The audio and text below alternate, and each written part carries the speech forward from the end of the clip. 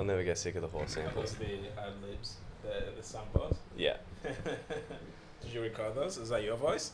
That's a mix of like just little samples from like a bunch of different like just songs, and I don't even know. I think that was Prolific that put that one together Right. a couple of years ago now. Yeah, when we were putting out a lot of mixtapes on our SoundCloud page, and we just put that as like a little intro. But Cool. yeah, bits and pieces from the fam.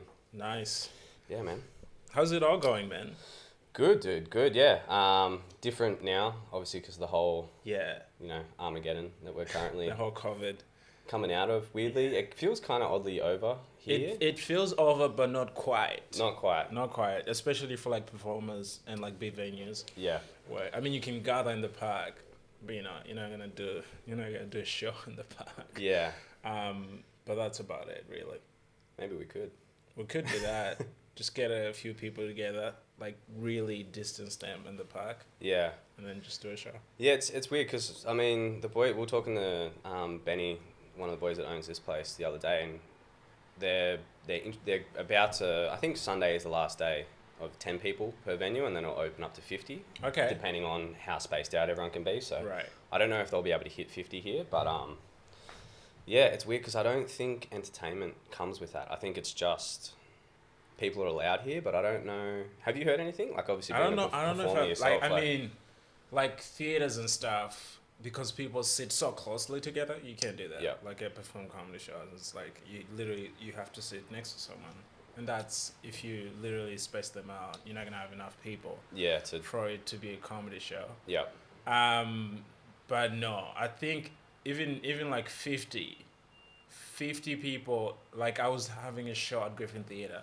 yeah, That's a 100-seater at so like I wouldn't even get to do it if they open, so they're closed to September. When had that started, or was it about to? Or No, it was when about to. It was yeah. about to run from like June 15th through the 20th, Yeah, which is Refugee Week, and it was gonna run from like Monday to Tuesday, 6-7 shows, and just knock them out of the park. And then literally when the first closure came through, I was like, oh yeah, that's still going on. And then as Yeah. it got worse, progressively they were like, you're not doing your show. I was like, fuck.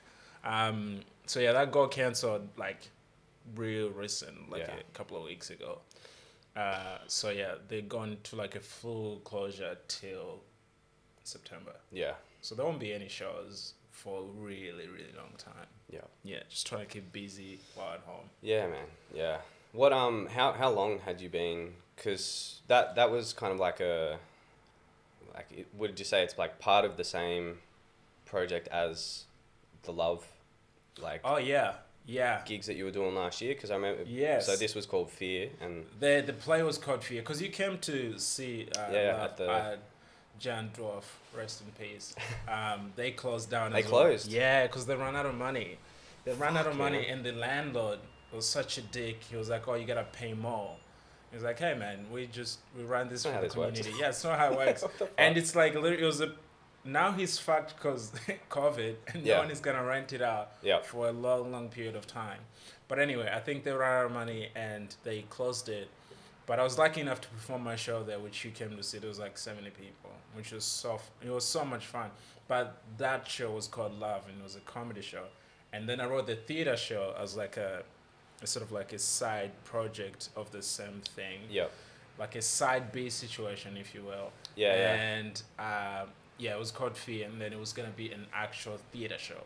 Yep. It was a one-person show, but I was gonna act in it, and there was gonna be like elements of drama that you wouldn't find in it necessarily like a regular comedy show. yeah, cool. Yeah. One person theatre show. One-person theater show. Very selfish. My friends are like all like actors and shit. I'm like, hey, why didn't you write a part for me? You wrote a play. Why just write another character? Yeah. I was like, next time. Yeah, But like- there's not gonna be a next time. You can cut the oranges. Yeah. But yeah, I wrote those two kind of projects about 2 years ago when I first moved to Sydney Yeah. in 2017. And I was sort of like working, I didn't know what they were going to become, but I knew I was working towards two different type of shows Yeah. that eventually would be two things of the same thing, like one and the same Two interpretations Yeah. of the same kind of. message, so to say. Yeah. Yeah. Yeah. Cool, man. And so the plan is to still roll that out when Yeah. when the time comes. Like When the time comes, sometime next year. Yeah. I'm still talking with the theater to see if we can bring it back. Yeah. Sometime next year. So, fingers crossed. And as for the comedy show, Love, that, was going to be at Melbourne Comedy Festival. So if Yeah. that comes back next year, I'll be able to put it on there or just tour it around. Yeah. If I don't get to do it in the proper way that I wanted to do it this year, I can still do it. Yep. Just like at different, venues and stuff. Yeah. So I might put it like at a different venue and just do 1 week of that show and then 1 week of the other show. Yeah. Yeah. Time will tell.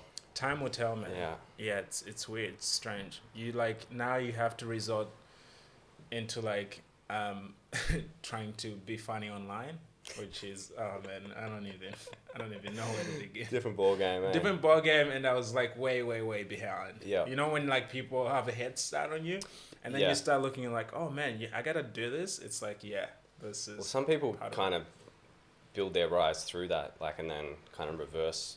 Yeah, you can their way come to the back stage. to it. Yeah. Yeah, for sure. But for me, it's it's so weird because it's literally a different generation of comedy. I've always performed on stage, never tried to put my stuff online. Yeah. I'll post my stage stuff online. Couple But nudes. that's the couple of nudes. But that's OnlyFans account. OnlyFans account. You gotta get a password to get through it. Yeah. But yeah, it would be it would be a whole different Game Boy. It would be like Jordan coming out of retirement to play now. It's like, no, this is not your league anymore. Yeah. So you just watch it from a distance and hope that maybe you can you can be influenced by it and maybe contribute to it a little bit. Yeah, for sure. Yeah. Well, I saw recently, and I didn't actually know that you were going to be a part of it, but the Stan series. Oh yeah. The name's eluding me. Australian Comedy at Home or something. It is called the Lockdown Comedy Festival. Yep. The Australian Lockdown Comedy Festival.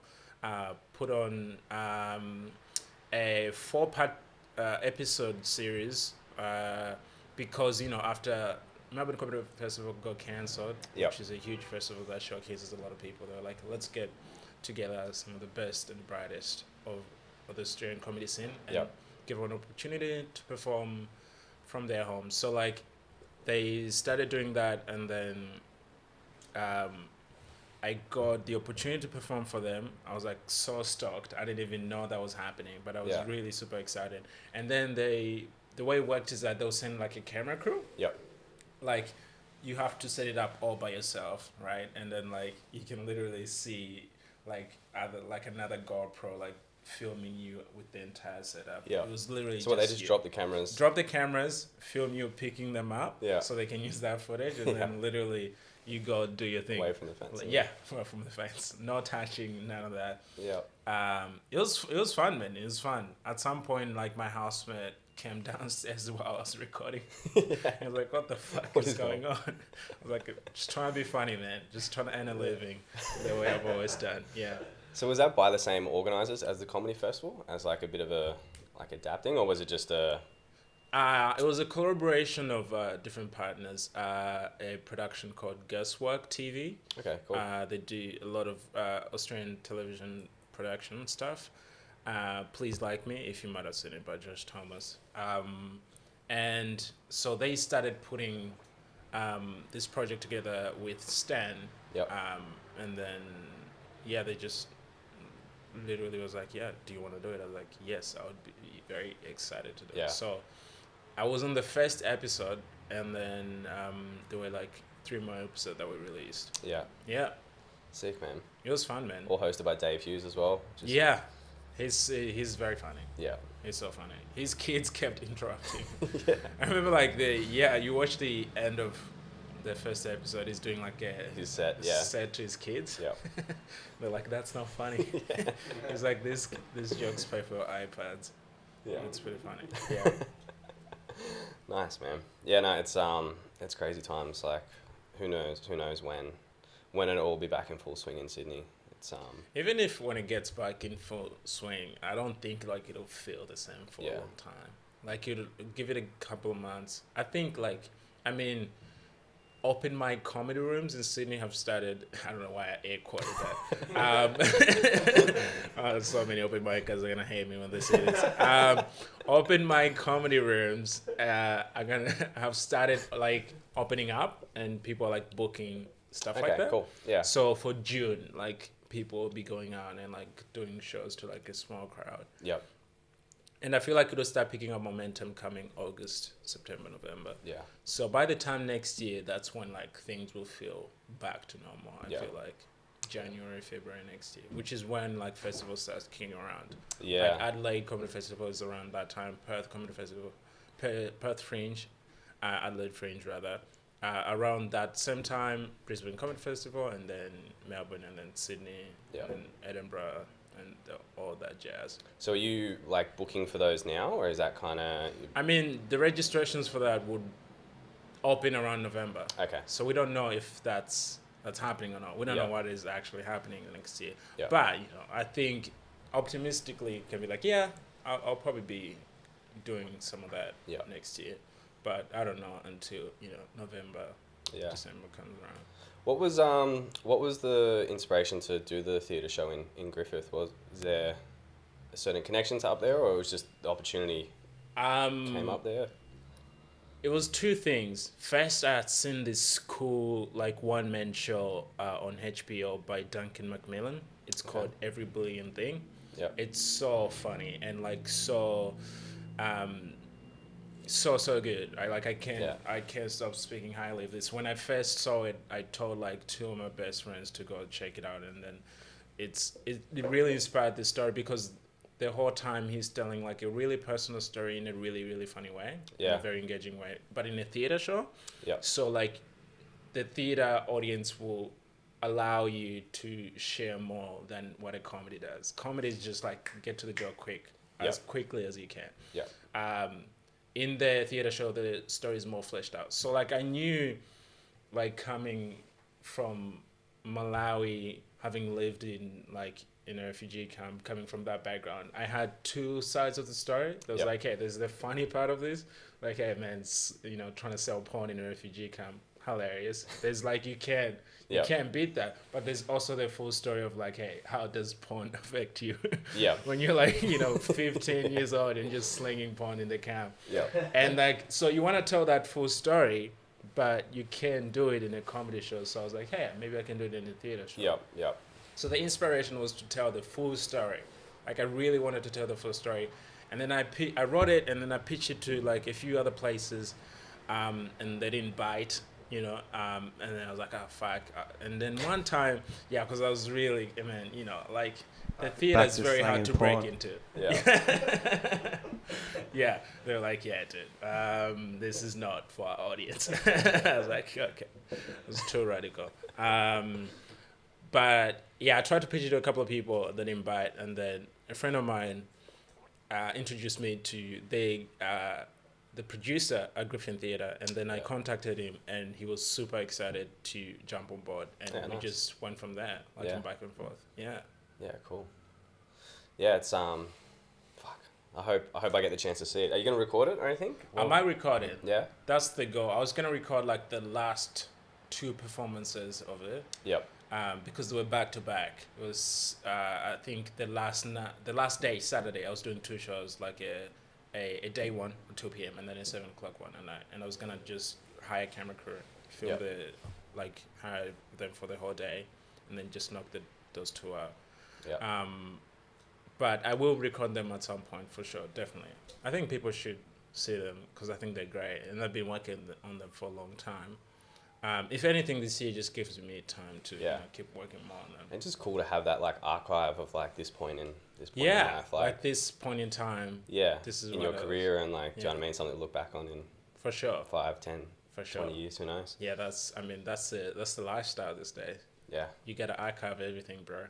You have to, in case you wanna like Chappelle, pull it out of the closet and sell it for $50 million. Blow the dust off it. Yeah. Just like, hey, this was just in the bag. Man.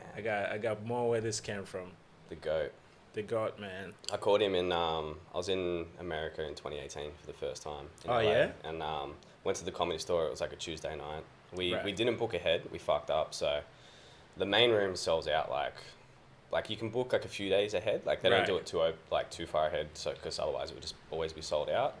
But we managed to get tickets to, they do a roast battle on Tuesdays upstairs, and it was like Jeff Ross was hosting it, and it was really fucking cool. And that was just in the belly room, which I think is like 70 or something. Right. But like even just when I first walked in the door that night, it was like Rogan was just standing there, fucking Bill Burr, Chris D'Elia. They were just like within the first like 5 people that I walked past. Yeah. And they were all playing the main room, so I didn't see any of them, unfortunately. Okay. But in between kind of the first half of the show, and then we walked downstairs, had a quick doob out the front, and actually made friends with the door guy, who was, he's a comedian as well. Wasn't performing that night, but we were just chatting to him and whatever. And like, do you want to hit it? He's like, yeah, fuck it, why not? And we made friends, and we just asked him like, what's going on after the show? Like, is there anything else that happens here? Does it stay open, or like, what's the deal? And he was like, man, just when it finishes, like go down to the original room, which you kind of walk past. It's like a corridor as you walk in. You got the original room on the left, the main room, and then like a little set of stairs up to the belly room. And he's like, just say to the security guard that, you know, what's his name? Hermes. And at the end of it, and I'm like, all right, cool. So we did that, and the security was kind of sus on us, and he was like, all right, fuck it, and he just let us in. Oh, really? Probably 2 or 3 late night acts. It was getting to about 1 a.m. And then when the last performer finished, she was like, all right, just want to welcome to the stage. We got a very special guest, Dave Chappelle. Oh, and we're just like, what the fuck? And we look around, Dave Chappelle. There was like 40 people in the room at that stage. Dude. Kind of filled up after that, and then he went on stage for probably like an hour 10, hour 20. Yeah, he does smoked about 1,000 cigarettes. Marathon shows. Yeah, non-stop, just full chain smoking the whole time. But wasn't really doing material, was just kind of talking, just like philosophizing on life. And yeah, he loves those shit. There were some hilarious parts. There were parts that weren't funny that were just deeper, and it was just like, he was like 15 meters from us, and we're just like, what the fuck? He's right there. Yeah. He's right there. America. That's dope, man. Yeah. In 2018, that's right around he made his comeback. Yeah, it was before the specials dropped and everything. He'd actually done, I think 2017, he did an Aussie tour for that special that he was filming. It might have even been earlier. Maybe like 2014. Yeah, it was earlier. Because I heard 2014. Yeah, I think I heard a friend of mine going to see him in 2014, which is the year I got to Australia, by the way. Right. Yeah, but that's when he was touring Australia, and a couple of people. Maybe it was that long ago. Opened for him that I know. Yeah. In the scene. Yeah. Because he's put out two sets of specials since then, hasn't he? He did the double recently. And there's 5 in total. So there's like 5 in total in the last 5 years. Yeah. That's insane. Like back to back. Yep. And really, really good. Like none of them are like, man, they're all really, really good. Yep. Which is so hard, like, you know, to come up with material like that. That's insane. That's like George Carlin type of work ethic. And so effortless in like just the way that he does it as well. It doesn't even. He's a natural. Yeah. You can see that, you know, he was born to be on that stage. But they're so good. Yeah, man. Yeah, it must have been around that time actually, because I'm trying to think. I know he was doing like 2 shows a night back to back for like 4 nights just for the Sydney part. Did 2 at the Opera House and then 2 at the State Theatre. And I caught him at one of the State Theatre shows. Really? And he did, same thing again, smoked about 1,000 cigarettes for that one set as well, so I can't even imagine. He loves smoking those cigarettes. There's something to it though. Yeah. I mean, you know, like, there's something to the clarity of it, to just clear your mind. Yeah. Something kind of, go on stage. Like romantic, like, you can kind of romanticize it yourself. It's almost like being like... It's jazzy. Like yeah. It's very jazzy. It's very like jazz style. He does like a lot of his rhythmic punchlines in terms of like jazz rhythms. Yeah. It's brilliant. Who's your favorite comedian if it wasn't him? Is it Dave? He's up there. He's definitely up there. My favorite comedian right now, I mean, there's so many good ones. There's one called Drew Michael. Okay. And he's a comedian from Chicago, and he lives in New York. He filmed a special in 2018 with no audience. Yeah, right. Like what people are trying to do now, he did it 2 years ago, it's so good and really, really funny.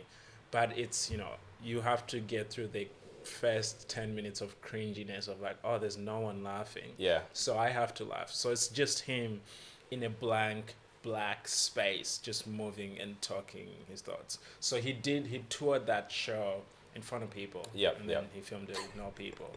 So if you toured it with no audience, like, if you toured it with no audience, that would be brilliant. now I it's- mean, now it's that's broken. you can do. If you toured that with no audience and made money, I would be like, come on, man, you're the man. Changing the game. Yeah. Yeah, that could be the new thing. Yeah. Touring with no audience, man. Yeah. Yeah, that's so weird. But yeah, he filmed it, and then I watched it, and I was like, oh, this is so good. I was a fan before that, but he's probably my favorite comedian, and a comedian called Gerard Carmichael, Yeah. who has he has 2 specials. He doesn't put out a lot, but he's very funny. So Yeah. he started in LA as well. Yeah. Yeah. Do you when you first do you remember the first time you were introduced to comedy? Like as a kid, was it something that you seen? Did you see like a random special or Dude, what's funny is I don't remember being a funny kid at all. Like, Yeah. I mean, like I was funny, but I wasn't like, oh yeah, you're the funny guy. I was Yeah. like, yeah, I would say like some funny stories, like a couple of funny lines here and there. Yep. But I wasn't like, oh man, you're gonna be really funny and make a career out of being funny. Also, it's Yep. kind of like I was living in Malawi, and it's like there's not a lot of opportunities Yeah. in Malawi, let alone East Africa, to go like be a stand-up comedian. Yeah. And in South Africa at the time, it was predominantly because they have a large population that can understand English and let alone understand jokes in English, because Yeah. that's a very different thing. Yeah. Like when I came here, I was trying to translate jokes in Chichewa, which is the native language of Malawi. I bombed so hard. Like no one got it. Like there was this one joke I was gonna be like, I was like, this is the one. so fun. This is so funny because it's so funny in its native language. Literally nothing. People were like, what the hell are you talking about? Maybe I gotta try it back. I was also starting out. Maybe Yeah. I didn't know what's funny or not. But I was inspired by Trevor Noah, Yep. who at the time had started in South Africa. And I came across his special Crazy Normal when I was like 17, Yep. 16, 17, before I came to Australia, like a year before I came to Australia. Yeah. And just put it off my mind because I was like, yeah, I mean, I'm not going to do that. There's no opportunity Yeah. for me to do that. And then just, by sheer of luck, I end up moving to Australia, and I was like, oh, wow, there's like a real scene here. There's an industry for Yeah. like what Trevor did. Maybe I could do it. And when I started out, I didn't think that I could take it this far. Yep. And I've just been lucky enough to be proven wrong. Of like, I mean, that's how I'm always thinking. Like, hey man, I'm just doing it in the moment. I don't Yeah. know how far I can take it. Just keep pushing it. But he was the one to really do it and show it. Like you can there's a actually, path, there's a path to like being from that part of the world, Mm-hmm. telling this specific story from your part of the world Yeah. to these kind of people, and you can translate it for them and they can understand Yeah. and empathize with where you're coming from. Yeah. And Yeah. be successful And be successful. I mean, he's like, after literally, I mean, he was very successful in South Africa. Like he was selling out stadiums like back to back. Yeah. A comedian friend of mine, Dusty Rich, who lives in Queensland, he used to tour with him all the time and just talks about him like selling back to back. And he was selling like these DVDs at the time where that was very, very profitable. Like Yeah. this was back in the days where you could find a DVD. I haven't seen a DVD in a long time. And he was selling these DVDs and people would buy them out. And then he would just literally, he's a comedian made by the people. Yeah. There's not like a big industry in South Africa for stand-up comedy. So he Yeah. was made by the people, which is a great way to start out. And then he got to replace Jon Stewart on The Daily Show Yeah. and just plateaued That from is- there. Yeah. The That rest- as big as you can be, isn't yeah, it? the rest is history. Yeah. That is as big as it can be. And then he wrote the book Born a Crime, which is very funny. Yeah, right. Yeah, it's a pretty good book. I'll have to check it out. Yeah. Did you grow, like, were you speaking English as a child, or was it something like, were you around it much? I was around it like in, like in films and TV and Yeah. books and like that, like in art, Yeah. like in music. Yeah. Like I used to live, so we arrived in Malawi in 2000 and registered to be refugees there. Mm-hmm. And then my youngest sister, who was born with a disability, we had to leave the camp because of that, so she could go see a specialist Yep. in the city. So I was living in the city and like going to school where English was taught was like part of a curriculum. Yeah. But we never spoke it, because the native language was different. Yeah. It's Chichewa.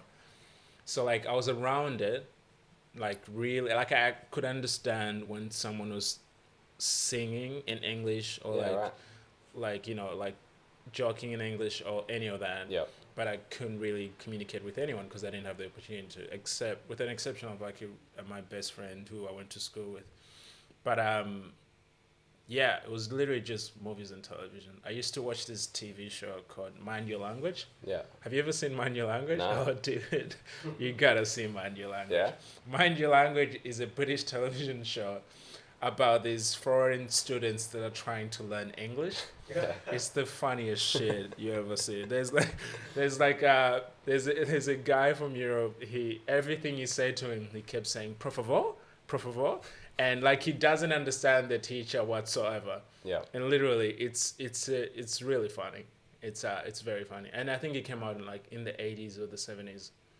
Mind Your Language. Yeah. Mind Your Language. Yeah, look it up. It's like, it's pretty funny. So the teacher is British, and Yep. then there's like a Pakistan, there's a a French student, there's a Russian student, like from all different backgrounds, and Yep. they're all like clammed in one class, Mhm. a night class, because they're older than normal classes, so they can't go there. And yeah, they're just trying to figure it out. Yeah. Yeah.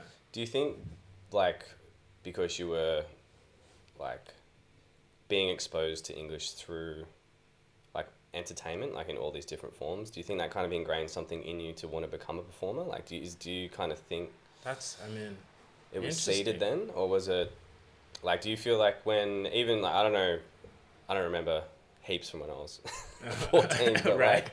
like, I don't know, like, did you always feel like on a path, were you like kind of a natural performer with your friends, or was it something that kind of came a little bit later, like once you got to Australia, it was when you realized it was an opportunity, or did you kind of innately did you want to? I mean, like, I've being and like talking to people, I've always been like natural that I was always gonna be in some form standing talking to people. Yeah. I always thought I was gonna be a teacher. Yep. Right, which is like one and the same when you really think about it. So I didn't really think I was gonna be an entertainer, but I knew what that felt like to communicate, not necessarily to be like in front of people. That was so new to me. Like I knew, like I grew up around music a lot. Like I used to, when we were living in the city, I was living next to this studio, like not much different to this one. Like literally it was like a studio with a dude, the computer and a microphone, like, and that's how people got their music. Cool. That dude was the Spotify of the village. Literally, like you'd go to him and give him your USB and be like, hey man, give me this song, and this song. And that's how I got into selling porn, right? Because segue. Yes, it's a segue. Like, music is, the marijuana of drugs, it really is. Because it's like you start that way and then the gateway. It's the gateway, and people would be like, hey, what else do you have? You know, it's like, what else can take me to that feeling? And it would start that way, and I would like play music all the time because we had a huge database of music, just a huge database of files in general, like music, films, television show, and all that. That's how I got exposed to it. So I feel like a little part of me knew, like, oh, this is something I could be good at, like Yeah. inherently, because I can communicate. I'm good at that. Yeah. I can do that. So like any form of like trying to communicate to someone, not even like a huge group of people, just someone, how your lived experience has been Yeah. maybe different to them. I saw myself in one way or another doing that kind of work. Yeah, cool. So entertainment sort of like just veered into that because I thought, okay, I could, my story is kind of like, it's a serious story. Yeah. And I was like, what would be an antidote to that? Yeah. Maybe comedy. So I was like, oh yeah, I could do that. It would be a nice balance. It's cool that came from within. That's a pretty like to kind of like recognize that in yourself, and then just know that was you were always going to do something, like whether it was entertainment or being a teacher or something, but to kind of like recognize that voice within yourself and then just pursue it. It's like it's a pretty special thing, man. Like a lot of people don't find that in their life. It's yeah. Thank you. No, it is kind of like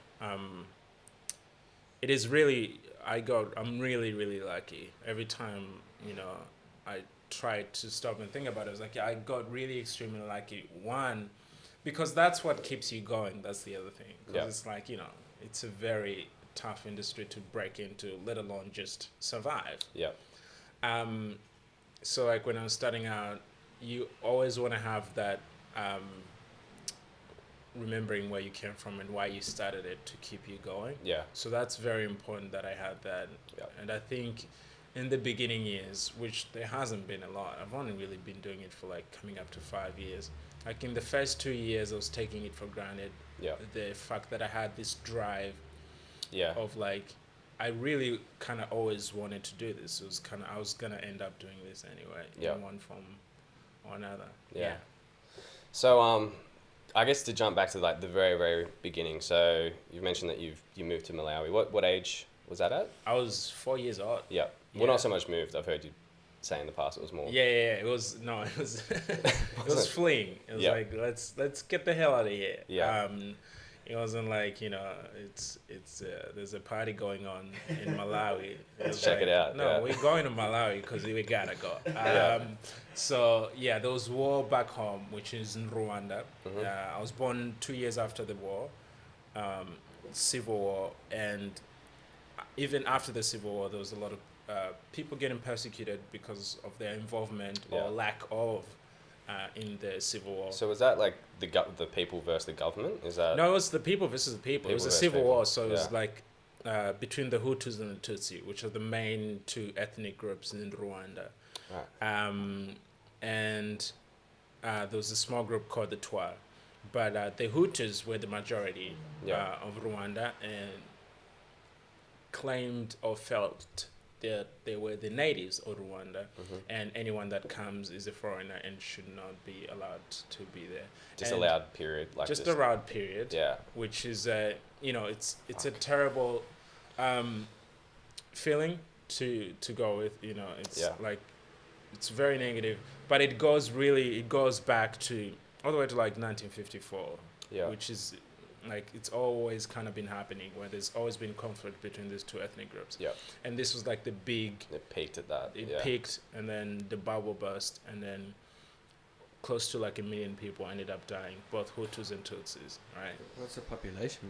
Fuck me. Yeah, that's a lot of people. Yeah. That's a lot of people, and I don't even know what's the total population there. But now it's peaceful. But like the whole in the 90s, like from 1990 to 2000, it was crazy there. It was a wild, wild west, and why a lot of people don't know this because the 90s was such a great decade in different places. Globally, like globally. Sure. Yeah. Like golden era. Like the golden era, man. The golden era of music. I joke about this on stage. Like, it happened in 1994, the genocide, the tragedy. Yeah. But 1994 is like my favorite year.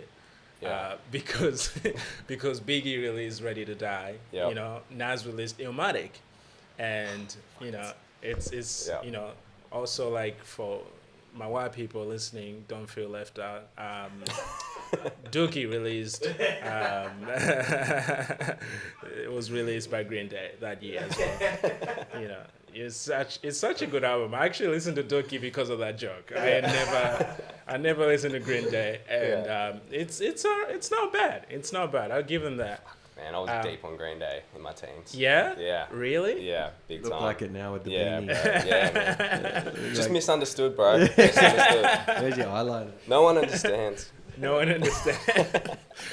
They're still putting out music, aren't they? Yeah, man. Yeah. Man. Crazy. I haven't given them too much of a rinse lately, but I'm more on the Biggie Nas camp Right. these days. But Yeah. No. Give it a bit of They time. aged well. Yeah. Green Day did not age well. Spice Girls kind of aged well. That was also in 1994. Yeah. There was a lot happening in that decade. You know, Yeah. it was the booming era for the technology, like computer generation. Like a lot of people made a lot of money. It was a crazy time. There was Yeah. a lot happening. So Also, that was kind of like, yeah. yeah, you're gonna say? I was saying also genocide and Oh yes, fucking that civil that war. was also happening. Yeah. While people were making money, there was also a lot of people Yeah. dying, and it was kind of like, you know, and OJ made his thing, did his thing in 94 as well? 94 as well, yeah. Yeah, right. As Big well. year, It was man. Big like- year. yeah, he made his biggest run. What the Tupac dropped then? He would have dropped All Eyes on Me or something. He would have dropped All Eyes on Me in 96. 96, 96, bro. 96, yeah, close. Yeah, that was a dope album. Jay-Z released, you know, his debut in 96. What we have now is COVID in fucking 2020. what? 2020. And that's about it. Yeah. No one's dropping good shit. No one is dropping good Rough shit. start to the I decade. really want to hear that new Kendrick. Yeah. I want to hear that. But it's also like his music ages well. So like, yeah, I'll just go back and listen Yeah. to Damn or Good Kid, Mad City. I'm still hoping him and Cole do that. I That know, they've joint always album, kind of like, they always tease it. yeah, Oh man, they've that been would be honey so dicking good. us for fucking years now with that. Yeah. But Cole released that, you know, Dreamville album, which is, there's so many bangers on it. Yeah. Have you had to listen to that? The Dreamville one, I've gone through it once or twice, but not as much as I thought it would have. But every other, like his solo projects, Yeah, yeah, I've just good stuff. Yeah, man. KOD was pretty good. Yeah, Yeah, so it was a booming era for music, really. And then all that was going on in the background. And then in 2000, after my sister was born, like a year before, me, my sister, my dad, and my mom moved to Malawi. yeah, Fled to Malawi. And we lived there for 14 years yeah. as refugees, pretty much. And then we got resettled here. Were you in the one place in Malawi that whole time for the? We 14 years? were for the first 5 years we were in Dzaleka refugee camp, Yeah, and then we moved to the city because of my sister after she was born with a disability. yeah, And then we had to go back to the camp in 2013 after my dad passed. So we moved back, but yeah, for the duration of like 2005 to 2013. We were pretty much in. Do you remember? City. Do you remember Rwanda? Like, do you remember living I don't. anything like? I really house or- don't. I mean, I've been looking at pictures. Like we have Yeah. this photo album, and I've been looking at these photos that my mom has back in Queensland. That's where she is, and it's strange. I don't really have a recollection of any of those memories. Yeah, But she does, you know, she lived there until really the last when she left. She pretty much grew up there, but, you know, at 4 years old, I really don't remember that much Yeah. about it. yeah, that's right on like the cusp of like. yeah, it was right on the when you start cusp to come of like, online. yeah, and it's Yeah. like you spend like the first year or 2 years in the house because you're a little baby. Yeah. You know, you're not gonna go out much. So like even the inside or like the outside of the house, you don't really Yeah. recall it. What's your? Do you have like a youngest memory? Like, do you? I've Youngest tried to do memory? this for myself before, and I'm like to pinpoint like what, because there's a few roughly around that like maybe 5-ish Yeah. mark. But yeah, I don't know. Have you got like a? Youngest memory. Yeah, Man, I don't recall myself any. Maybe it could be my brain blocking some trauma shit. yeah, But I don't recall anything before like before Rwanda. Yeah. Like yeah. anything before Rwanda, I can't. I can recall like some memories like at 5. Yeah. Like five will Around probably that. be around then. Yeah. Yeah, it's strange. I wonder what that. Maybe I guess it's just like I wonder why when that your brain is. Yeah. develops the ability to start remembering. My first ever memory, I was hiding under this like cot thing at my nan's house, and I shit my pants, and that was the fucking catalyst Last for week, me. wasn't it? That was the beginning of my consciousness, right then and there. Just You gotta get in your And- memory, bro. I'm sure you told me that story the other day. it's really set me up to be the man that I am today. Oh, really? And so yeah, just continued on that trajectory. That treachery. Yeah.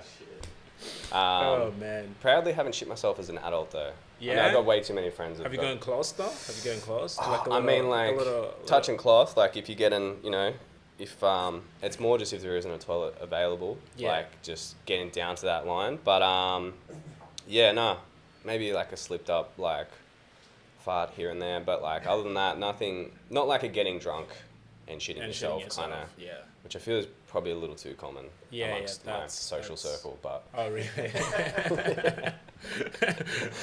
but Too many friends Yeah. shitting themselves. That's nice. Yeah. Yeah. No I don't memories think like I've, that. No. I've never shot myself. Definitely not. Yeah, I mean, I'm pretty, like, I got my self-control down. yeah, to the that's notch. good. Yeah, It's you good. know, when you're trying to run away, you don't have time to shit yourself. Yeah, Um, not literally anyway. yeah, Yes. yeah. So when so living in, I don't know, are you still in contact with anyone that you knew like in Malawi in the refugee camps? Dude, Did you have like, friends? there's like a was it- lot of people that left. Yeah. Yeah, it was weird because That came to Australia at the same time. Like, how no, does? a lot of people went to Canada and Yeah, right. USA. Yep. Yeah, they have like, I would say compared to Australia, you know what? Australia does have like a pretty reasonable intake of refugees, but Canada takes a lot Yeah. because they have a separate program called WUSC, which is like Wild United Services of Canada, and it gives a scholarship to like students that want to go study there Yeah. Cool. from refugee camps. Yep. So I applied to that. I applied to that in 2013 after I graduated. Yep. And then got pretty good, like, all the way to like the interview, and then got shut down. I was like, fucking hell. It felt like Scottie Pippen blocking a shot, bro. It was so, like, I was so close to it. I was like, Yeah. this is, I got that. That's a switch. It's like, Yeah. boom, out of nowhere. So I was like, after that, I was like, fuck, I guess we're trapped here. Because, like, 2 years before, guess who had rejected our case before? Canada. The same, Yeah. Right. yeah, like the same, like, people that rejected my case personally had rejected my family case. Yep. So I was like, fuck Canada. I don't give a fuck about your reputation of being nice. And then that... You can start doing Canada now. You can put them in inverted commas. as well. Canada. You know what I like? There was a dude at one of my shows, and I was telling his story, and he was from Canada, and literally everyone booed the shit out of him.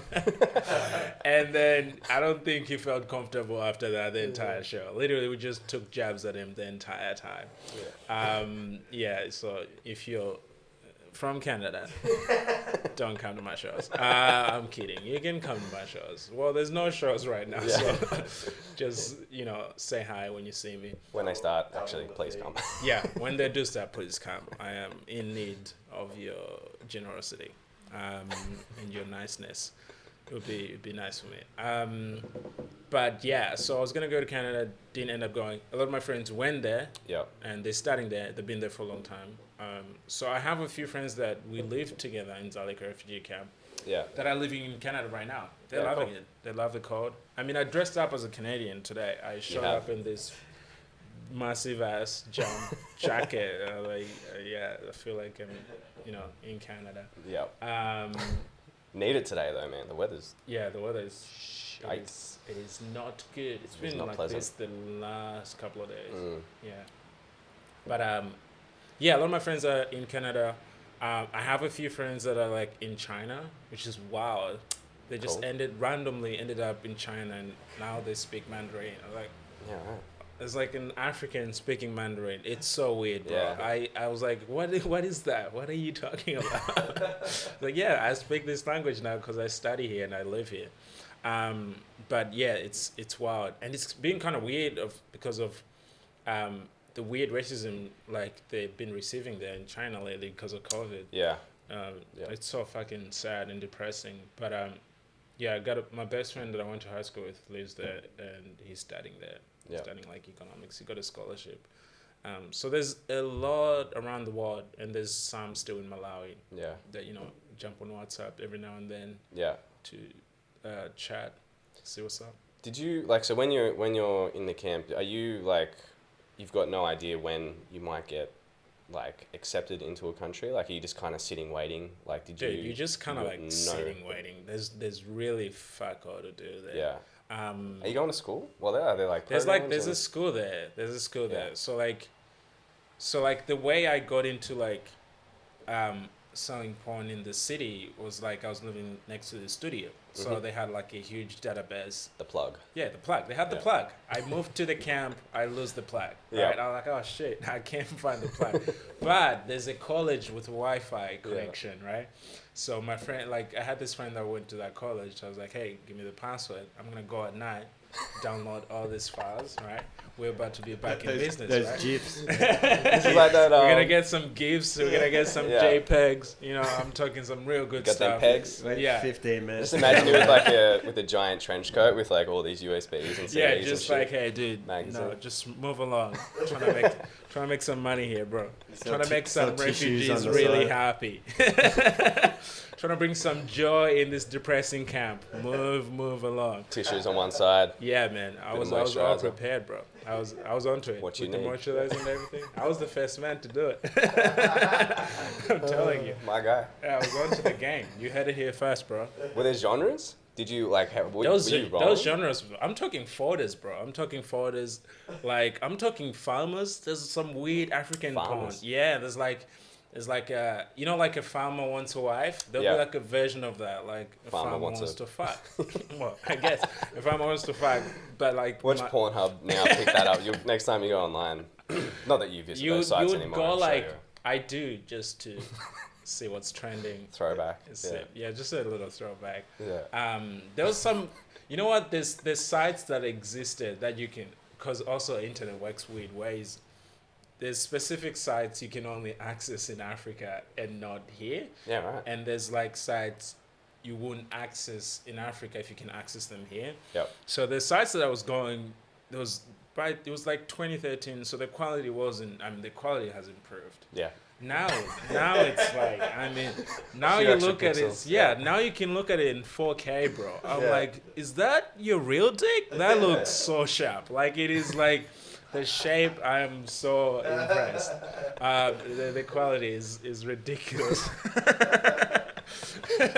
and now there's like ads at the beginning, because like when I was like downloading it back then, you just go to the video, like MP4, download it, right?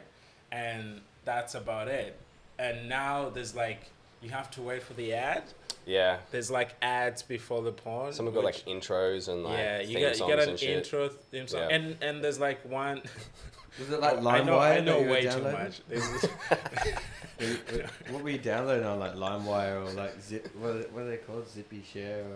Zippy Share. Or you can do direct download. I used to just do direct download. I can just picture you like in the corner with your laptop outside, just like downloading at night time some school. Just downloading and because it's like it's porn. Every time I got to sell it to someone, I would have to like close the shop. Like, I can, because like when I was selling like music, I would blast it out loud, like in like speakers, and people were like, yeah, I like that song, but I can't blast it out porn. I can just, I can't be doing that. What are we talking here? Like, what's like your entry level price? Like, how much? Entry level price, I'm talking like the equivalent of here would be like for an MP4 file, like like $5. That's all right. Yeah, that's not bad. Yeah. That's pretty good. So like $10. I get like I get 10 customers, that's a pretty good day. You're doing specials? You're doing like 3 for 12 or something? I do Yeah. do that. I Nice. used to do that. Yeah. You know Were they, what's were, up. they, Oh, you done this We'll before. talk after this. were they long movies? Were they short films? They were mainly short, but there were some long ones, and then you have to cut those around. What was the highest? What was the biggest seller? The biggest seller? Yeah, because there was always that one that everyone watched. What was it? The pirate one? Oh, with there was Jesse J? the David pirate one. Garcelles. The pirate was the most popular one. Yeah. I think everyone's seen that. Eh? Everyone Paris has Hilton seen one, that. I Yeah. know what you're talking about. One night in That's- Paris. That went around. Like I don't even know how I got that. But that was I had my hands on that, and everyone wanted that. And that was a long video as well, so like Yeah. that took a minute to like chop it up.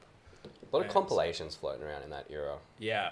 as well. Kim Kardashian would have been around. Oh, that's probably a bit later. That was later. I never got to be part of that era. I really missed out on that. Man, I was in Japan in February. I was over in doing a bit of snowboarding, just traveling around and stuff. And as soon as one of my friends told me, because I wasn't I don't do that. Yeah. But Pornhub, like, it's like Netflix. It like instantly adapts. Like everything was Japanese on like the really? homepage, and all their videos are like 120 minutes. Like, That's I wild. have no idea. I didn't ever watch any of them start to finish, but You never got through the ad? exactly. Just like, oh, I'm done. Okay, good. Yeah, pretty much. But I don't know. I'm like 120 minutes. Holy shit! Like That's a long time. Could watch this 120 times and But still. my old friend say also told me something new every that time. Japanese blurs it out. Really? Yeah. Not all of them. I mean, yeah, 2020. Most it's of kinda them like, they do. Yeah, Most I think of them they do. traditionally, but there's I guess neo-Japanese would be the genre, Right. maybe. That is But wild. yeah. So do you feel like you're gonna get back in the porn game? I'm not gonna get back into it because I mean it's changed. There's like there's as sexuality has changed, people are drawn to like different types, Yeah. and now it's also kind of like I wouldn't know what like How could you sell it as well? how could I sell it and how could I like I never saw any gay porn, but Yeah. I knew it existed. Yeah. But if I had like someone gay coming to me like, hey, what can you recommend? I was like, I don't know where to start. Yeah. Like I'm so far behind in terms of like sexual spectrum Yep. to like recommend even lesbian porn. Yeah. I've just all the kind of porn I've known is heterosexual aggressive men, which Yep. it's like right now looking back, it's like okay, that's I want to distance myself from that a little bit. But also it's kind of like free. Now it's free. It's been Yeah. democratized so everyone can access it. So Yep. I can't make any more money. Yeah. But I for like for like to keep up with the times because I don't want to sound odd. I go every now and then to check out what's happening. Yeah. Did you know that Pornhub they do Pornhub awards? Like they give awards to porn Yeah, stars, right. like based on how many people Yeah. have seen it. Yeah. And their first Pornhub award show festival celebration, Yeah. Kanye West performed there. Fuck yeah, Kanye. Yeah, that's what's up. That's That what's is what's up. up. Yeah, and there's like a whole website. Yeah. You can go to like Pornhub awards, and it looks legit. Literally, Yeah. there's like so many hot like all the people Yeah. you look at when you go there. We know what you're up to. And they're there. They're like hosting the show, and yeah, they give awards to different categories. It's also like a celebration of sex freedom, but it's Yeah. also like, oh my god, is that what we're down to? Like Yeah. just giving awards to dicks and pussies? Is that I guess is that it's what a spectrum, come man. down to? It's like the Nickelodeon Awards, but not. Yeah. but not. Yeah, but not. Very different. Way different. I want to see some of the actual statues and stuff. I don't know why I did that then. But Oh yeah, I imagine. and maybe you'll be like an actual dick. Yeah. The Like golden. yeah. Yeah. Like a torch. Put that one on the maybe. shelf. Yeah. Like a pussy pocket as an the golden, award. Like the golden flashlight. the golden flashlight. That's Yeah. what it would be like. Well, at least Yeah. it's giving you a lot of material for your second adventure. Yeah, man. That's Dude, a great there's- conversation starter. Crazy. Yeah. That's awesome. So then fast forward, and so then how long was the transition between when you find out that you're coming to Australia and then it actually happening? Like, was that pretty much, are they like, cool, pack your shit, That let's was go? quick, bro. Yeah. That was like a month. Yeah, right. So we got the news. My mom got a phone call, and then we had to go get vaccinated, go do regular health checkups, so Yep. they know that we're still healthy. They do this at the beginning of the actual process, Yep. and then you wait till they make their decision. So we had to redo those, and so we did that, and then there was a couple of weeks that we had to go through an orientation of what Australia is, the people, the culture, Yeah. and then which I feel like A couple weeks. A couple of weeks. I think You I'm probably gonna need a know more few than- years. yeah. I think I'm gonna need, like when I came here, that's when I really started diving into it to like know the whole history, Yep. as one should. Yeah. And I was like, yeah, I didn't learn shit from that couple of weeks of you telling me what an Australian flag looks like. Yeah. It also does look like the New Zealand flag, which they didn't tell me about that. Yeah, They also same didn't tell you that actually. it's like there's actually 3 flags. There's actually For 3. sure, yeah. Yeah, there's 3 national flags. And then we flew here, so we flew from Malawi, Kamuzu International Airport to Johannesburg.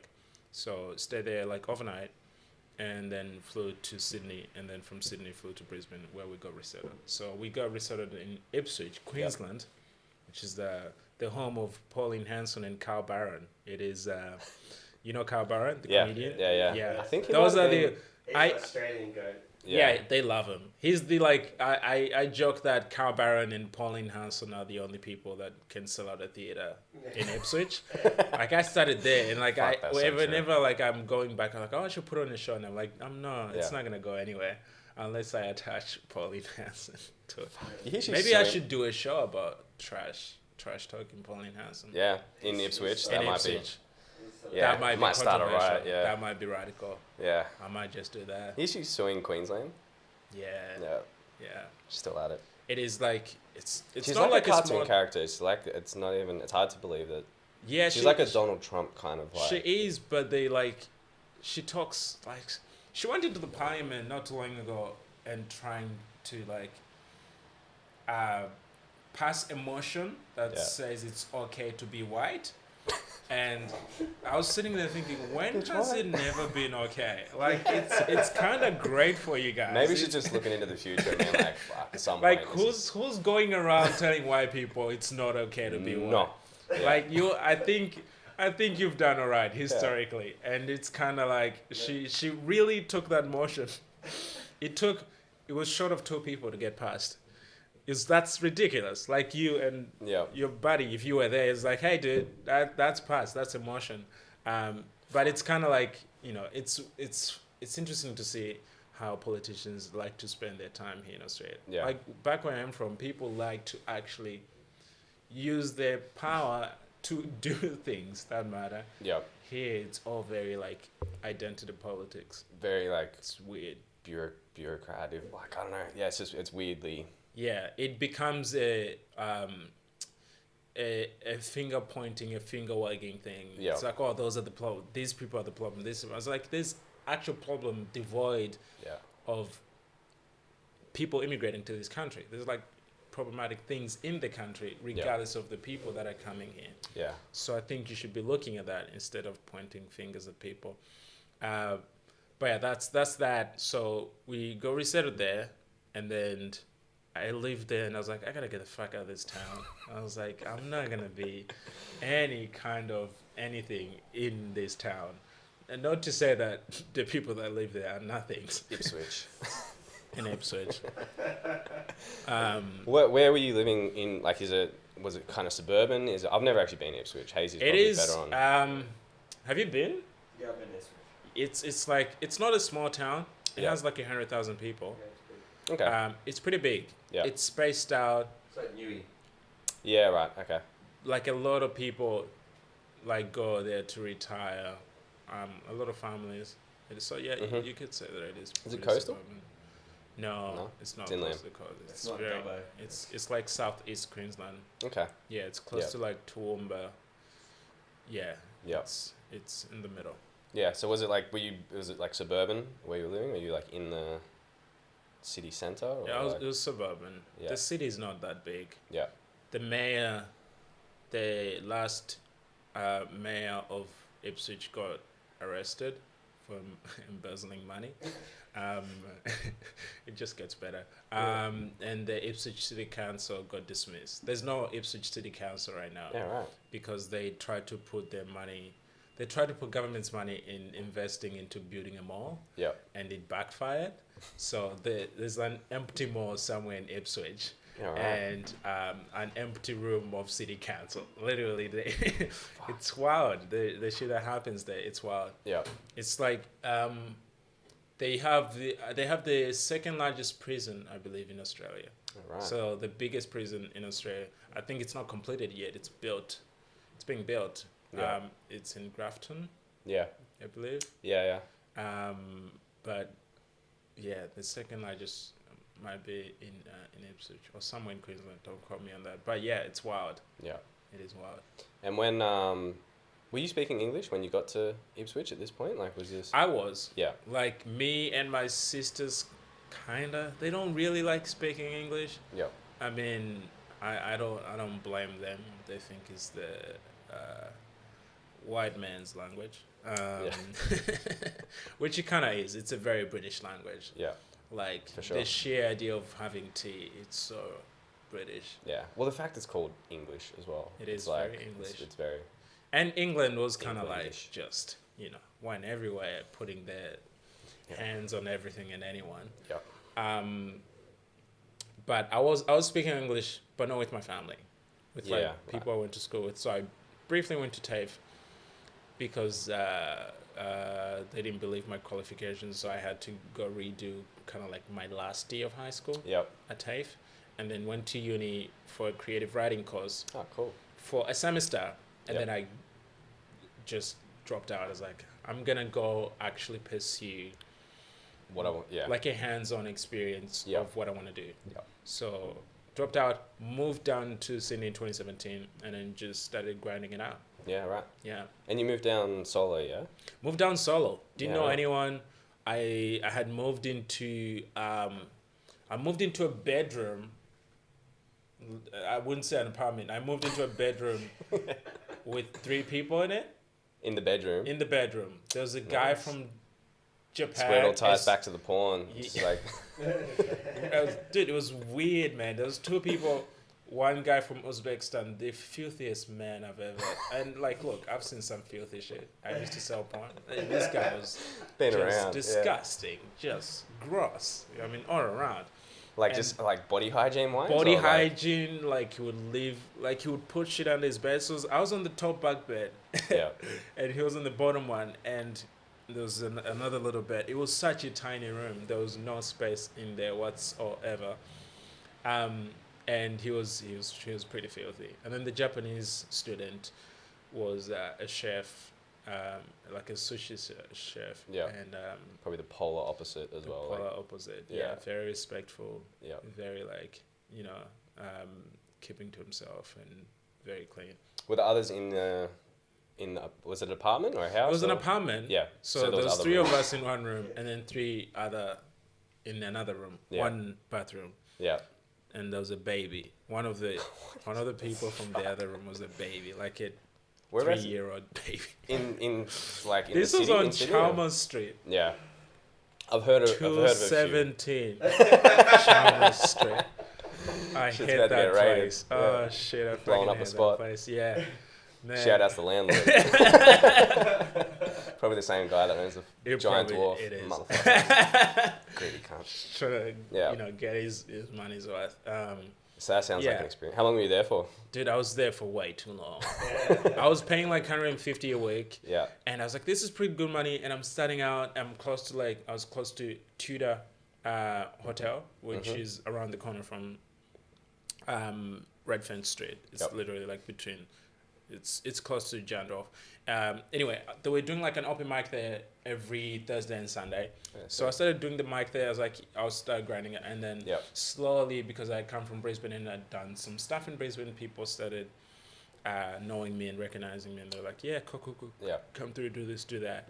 So as soon as I could get out of that, I was like, fuck, I'm out of here. Yeah. So I moved into a much nicer place that I've been living here since 2018. Ah, sick. Yeah, Nice, man. it is nice. So you were performing. Were you doing open mics I was doing open mics, in man. Ipswich, or were you going like trekking to Brisbane? I was training. training. I was commuting, bro. Yeah. I was commuting from like, because most of the mics were in the city or Gold Coast or like the North Queensland. Yep. So like I would have to commute literally on the train, on the Ipswich train, which is one of the worst trains I've ever been in. Dude, I was on a train one time to Ipswich and like on the way home from a gig. Yeah. And I was like, just, like listening to my set and like trying to make notes. Yep.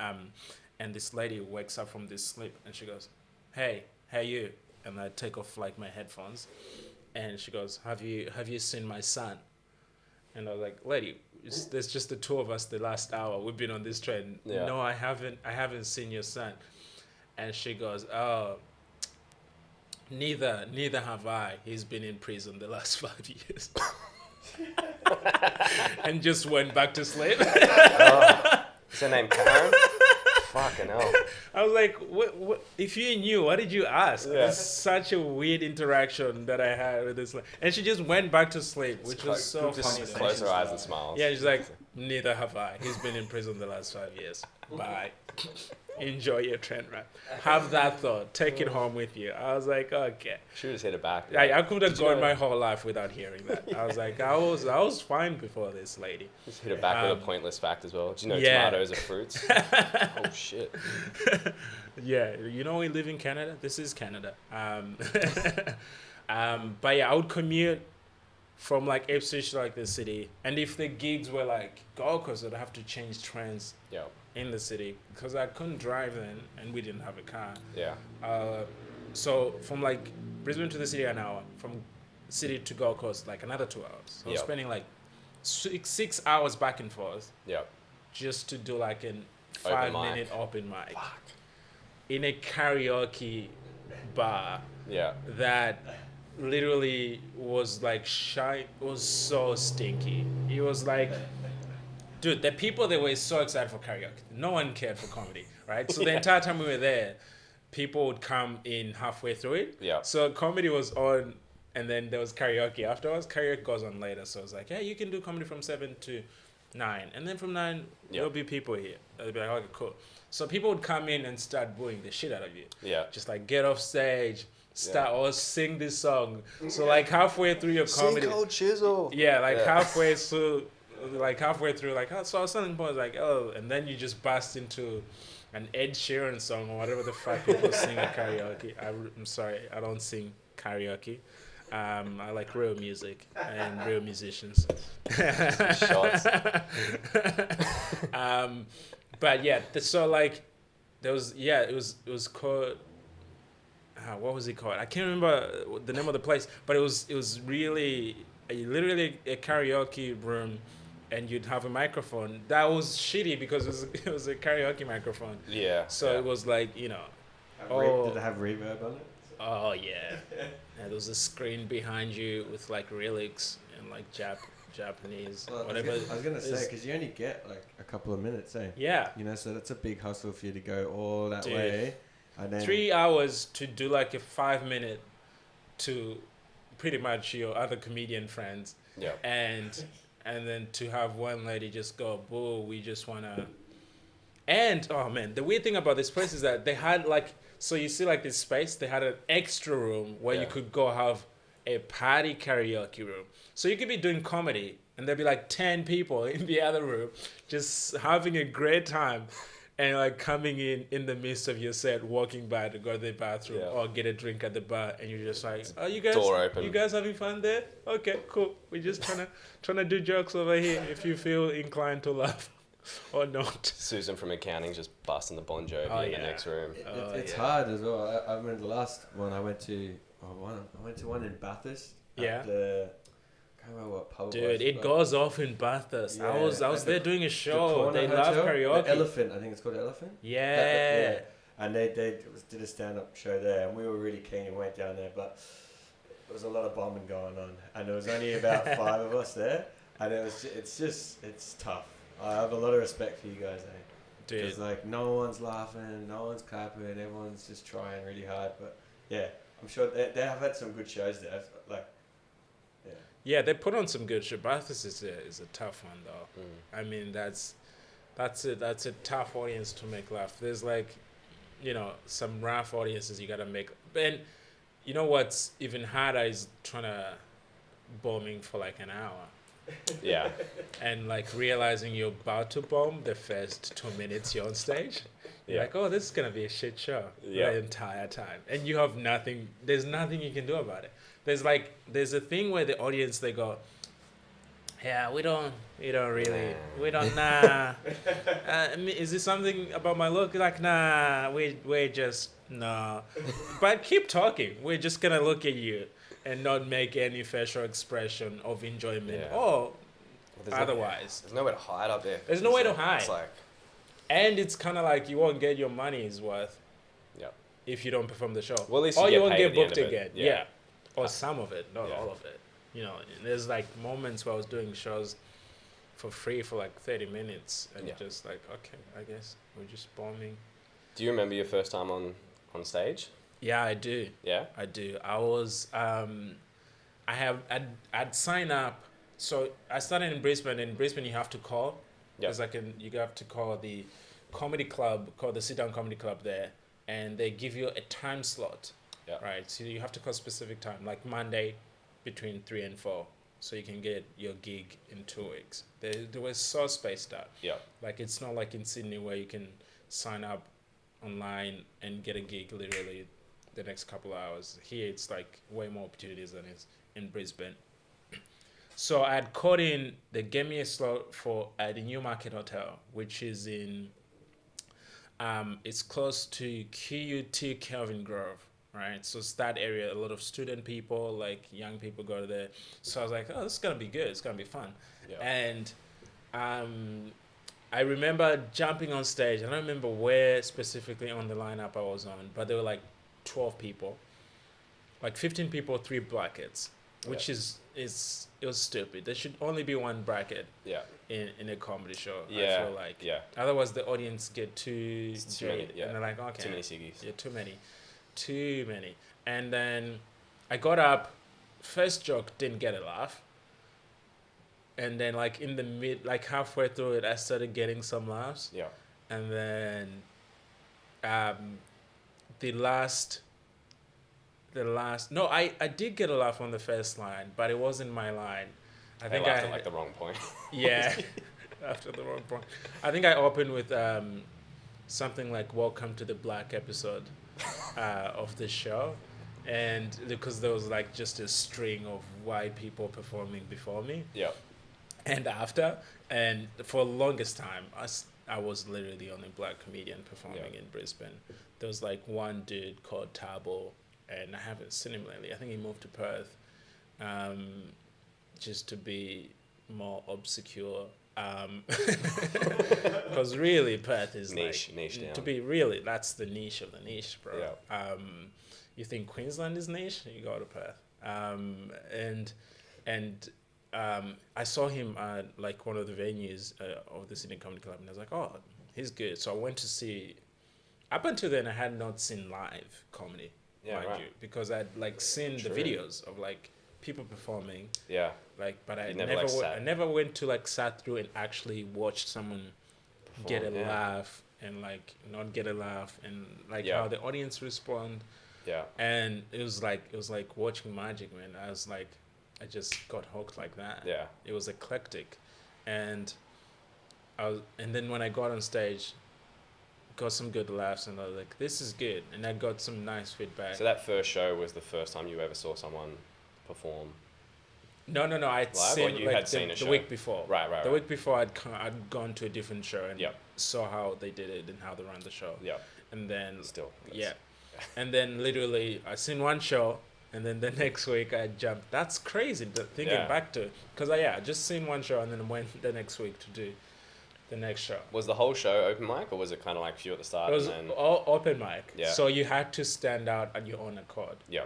Um, Which is probably more reassuring for. it is more reassuring as an because open you micer. can't piggyback off someone's laughs. Yeah. Um, Yeah, and I guess there's probably the sense of like at least we're all the same level here too. Like you're not just. yeah, Like- you're not just trying to. But there'll be like drop-ins every Yeah. now and then. Yeah. Like like some Brisbane legends would come through. Hey, I'm just trying to try some new stuff, Yeah. and they would like jump in halfway through it, and you'd Yeah. see like how it's really it's done. done from a professional. Yeah.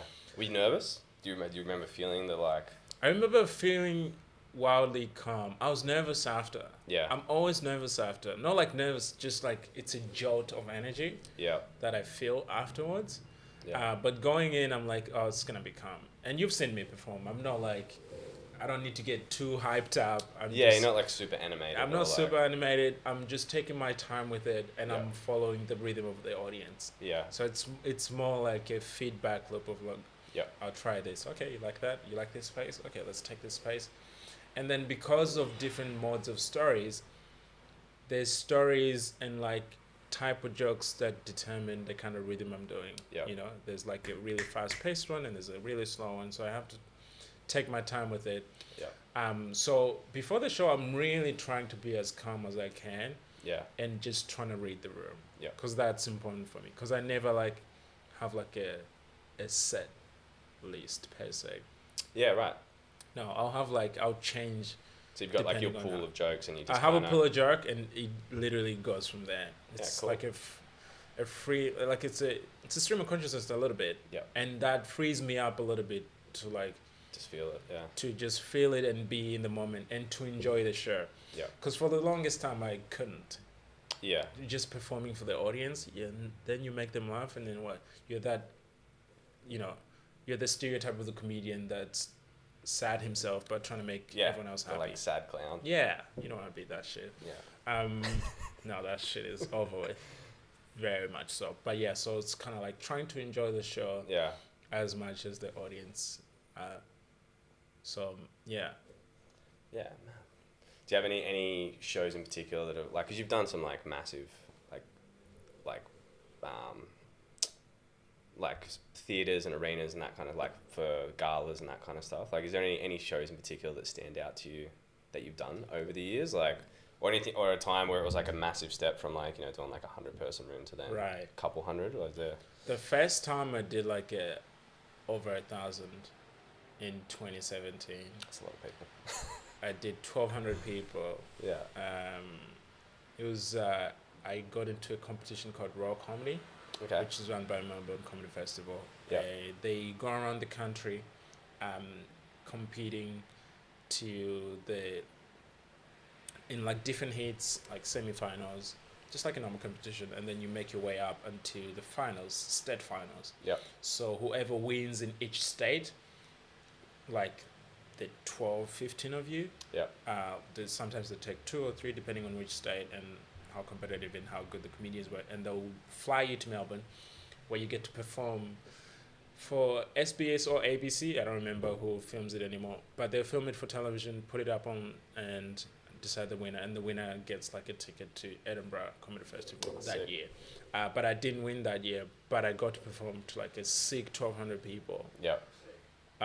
which is so good. Like what is your 3 minutes become 5-6 minutes because of the waves of the laughter. Yeah. Because it was like a massive theater. It's the main town hall in Melbourne. Yeah. Right. So like.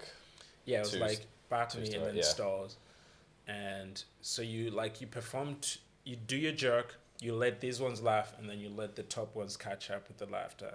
Yeah. So right. you don't want to like cut your own. So the timing's like Yeah, completely. the timing is completely different. So that was the first time like really experiencing like a big audience like that, and then the claps, they applaud, which is very nice. Yeah. It's like you think that's worthy of an applause, so you have to breathe through it. Yeah. Like, okay, cool, do it. And then that was nice, but that was only like 4 or 5 minutes. Yeah. but like every time I've gone to perform longer in theaters like that, it's always been a blast.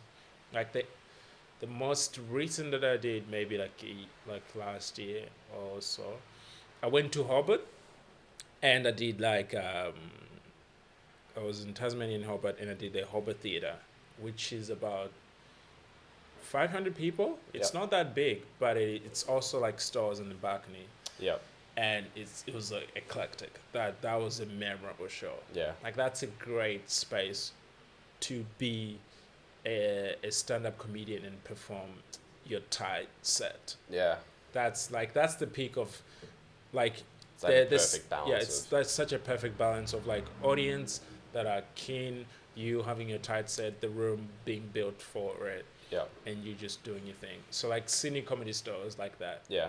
So it's like just built for it. I guess music's so similar in that way. Like you can go see like you know, you can go to a stadium show and it might be your favorite artist ever, but just the way the sound travels and it engages and all that kind of stuff. It's like sometimes they nail it, but like particularly in hip hop a lot, it doesn't hit as like the way you want it to. Yeah. Or like a festival. Like I remember the first time I saw Joey Badass play, he was playing like some outdoor festival a couple of years ago, and it was just like the sound was just poo. It just wasn't. Yeah. And I was like, fuck, man. Like I'd always wanted to see him. Yeah. But then you compare it to like out, it doesn't even matter. Like outdoor is not even the be all and end all. But like I saw Cole a couple of years ago in Brisbane, because the Sydney show was like the resale was like $600 a ticket or some shit, which was insane. Yeah. And Brisbane had them for like $120, and we're like, fuck, we can just go for an entire weekend, have a good time. So we did that. But like his performance at it's called River Stage. It's like an outdoor amphitheater. So it's like a hill.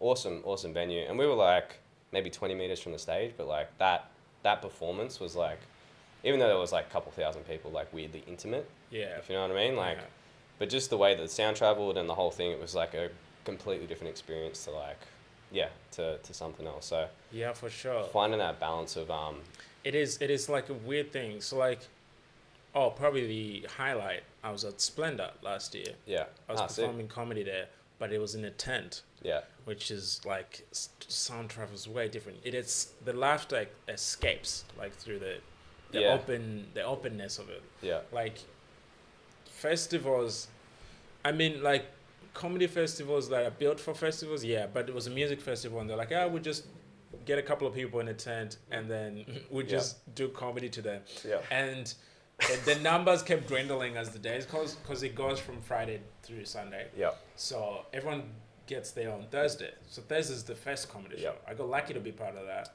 That's where the most people come through. Yeah. Like Friday, even Saturday, there's like people that are shit-faced, shitting themselves, just passing through the tent with a kebab and going to the main stage. Yeah. And you're like, hey, do you want to sit? And they're like, go fuck yourself. All right, man. I tried. Yeah. It's a weird synergy of audiences where they're like so hyped up for the music. Yeah. Where you kind of want your comedy audience to listen. Yeah. And like, hey, can you pay attention? For me, at least, for the kind of style that I do. Just everyone that's just munted off their face as well. Like, it's probably not the best. They're just people like looking at you like you're not here. Yeah. You literally not. You're 3 cups in. You're not here. You're just here to like, trying to get to the main stage. Yeah. And like seeing like all like my favorite artists at Splendor was so good, but so different at the same time. Who was on? Who played last year? Last year it was. Or who were you stoked to see? Last year it was a string of people. There was a lot of people. Yeah. Gambino played. Sick. And so he was on the main stage, and I mean, he played Algorithm before it came out. Yeah. And it was so sick because me and my bass mate were in the thick of it. We're like in the mosh pit. Yeah. And he's such an eclectic performer. Yeah.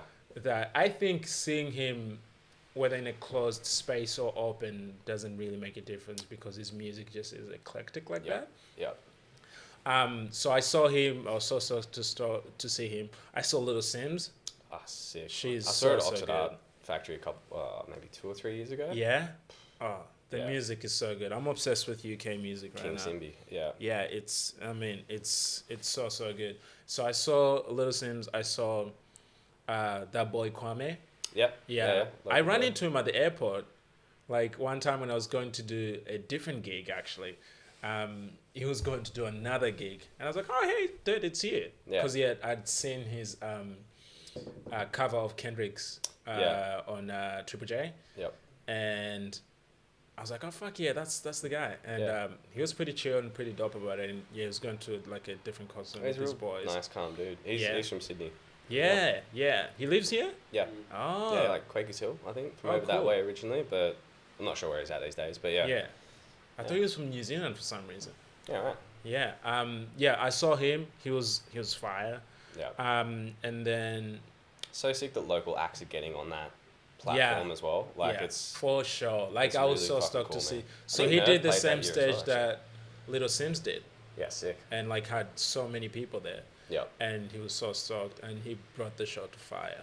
He just like rocked up in a white bandana, and Wiping. Yeah. Fuck yeah. just like wrapped around his head. I was like, yeah, fuck yeah, Fuck yeah. fuck yeah. On some And Cisco. yeah, it was dope as.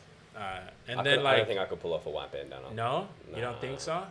I'll try. We'll find out. But Maybe with the sunnies, like Yeah. too like plain is too arrogant. yeah, I reckon Yeah. if you just wrap in like just plain, it's too arrogant. I'm too pale and hairy. It's not a good. It's bad. The hair doesn't help. It doesn't help. I'll admit the hair doesn't help. problems. Yeah. White Yeah, man's man. problems. Yes, Fuck. I have too much hair. Okay. Yeah. Man. My man and Uzbekistanians as well. Oh yeah. Yeah. All right. 2A. Yeah. But yeah, I saw some good musician at Splendor. I saw James Blake. Sick. He was good. He Yeah. showed up in pajamas. Nice. He showed up in pajamas and jumped on his drum set and I just always get James Blake and James Blunt. Like I picture James Blunt when I hear James when Blake. you hear James Very Blake. obviously very different. Obviously, very different, but they do have similar faces a little bit. Yeah. I Right. think. Yeah. But I think James Blake makes way more interesting music than James Brandt. Yeah. Caesar, she rocked the main stage, and then I didn't get to see Hilltop Hoods, but everyone did, because Chance had dropped out. Yeah. He was meant to headline, Yeah. and apparently they didn't give him enough money, or they didn't give him a jet. He wanted a fucking private jet. This dude, you know, I love Chance. Like I love acid rap. Yeah. I think it's a Fuck, great that was- project. That's like, mwah, that's such a great mixtape, whatever you want to call it. Yeah. And then Carrying Book is also up there with me. I love those two projects of his. Yeah. But that arrogance in like an artist, I don't know, man. Maybe you get to that level and you want to be treated Yeah. differently. But I did see him in Melbourne in 2016 Yeah. Cool. during Carrying Book tour, and it was fire. Yeah. It was on fire. Like that's when Life of Pablo had come out, and he had that song with Kanye, Yeah. Ultralight Beam, on the first track of Life of Pablo, Yeah. and he performed that, and the whole place just went on fire. Like I was in there with this girl I was singing at the time, and we're literally like in the middle of it, and it's so colorful. And he's like another performer. You know, when you get a chance to perform in a closed space Yeah. and it's your own show, you can really innovate and be creative with it. Did he have like the choir and stuff with him? Was he doing Yeah, that? he had he didn't have the full choir, but he had Donny trumpet. Yeah.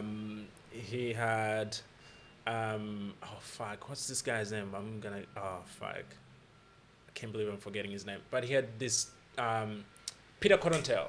Peter Cottontail is a pianist that has been like working with him on a lot of his projects since 10 Day dropped, and he's like a producer as well, so he produces a lot of his stuff. But yeah, he had Peter Cottontail and Don Trumpet, who's the trumpeter. Yeah. And they both have individual albums outside them. Check them out if you get a chance. They're great. So he had those two people and like a few, like two people singing back Backup vocals, singers, yeah. right?